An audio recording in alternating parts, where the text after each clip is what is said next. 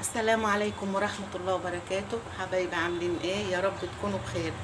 جايلكم بيوم جديد وفيديو جديد، حاجة كده على قد ما قسم، يعني أكلة من بتوعنا بتوع زمان، بتوع أمهاتنا رحمة الله عليهم، ربنا يرحمهم برحمته يا رب.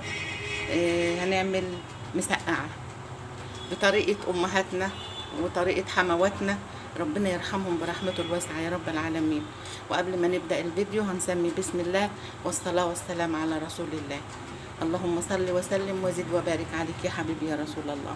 هنا بتنجان، طماطم، فلفلاية، وهنا دي مية بملح عشان هقشر البتنجان وهقطعه مكعبات كبيرة، هحط هنا في المية وملح دي ان شاء الله. يا حبايبي البتنجان انا نقعاه في ميه وملح اهيت. شوفوا الميه يعني معكره اهيت. بعد كده بقى خلاص هغسله وهصفيه عشان احمره اهوت. يا حبايبي البتنجان بتاعنا اتحمر اهوت، البتنجان بتاعنا اتحمر اهوت. وهنا خدت شويه زيت من بتاع القلي بتاعه، وهحط عليه معلقه سمنه دلوقتي، لان بيديله طعم حلو يعني.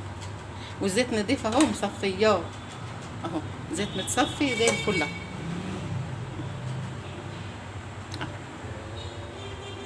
يا رب يكون واضح بس شويه اهو. زيت مصفيته وخليته زي الفل لان حتى زيت جديد يعني. وهنا يا حبايبي اهوت الزيت سخن، وانا فرمه البصله اهي، بصله وفلفل وثوم اهوت. هحطه بقى الوقت وهحمره. وهنا يا حبايبي اهوت هحط كمان الفلفل اللي انا مقطعاه مع البصله شويه كده، ياخد له تحميصه حلوه كده مع البصله والثومه. وهي حبايبي هنا رشه كزبره اهيت، حطيتها مع البصله برده ومع الثومه لانها كانت في التلاجة، فعشان تاخد تحميصه حلوه وتعمل ريحه حلوه. هنا هحط برده نص معلقه صلصه من اللي بتيجي من بره اللي بنشتريها،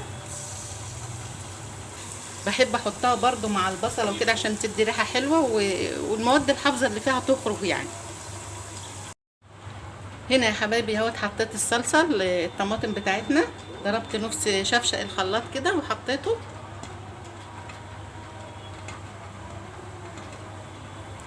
وهنا هي حبايبي دي شويه سكر على طرف المعلقه اهي ترش اهو. يا حبايبي البتنجان بتاعنا اهوت، الف هنا وشفا للي ياكل.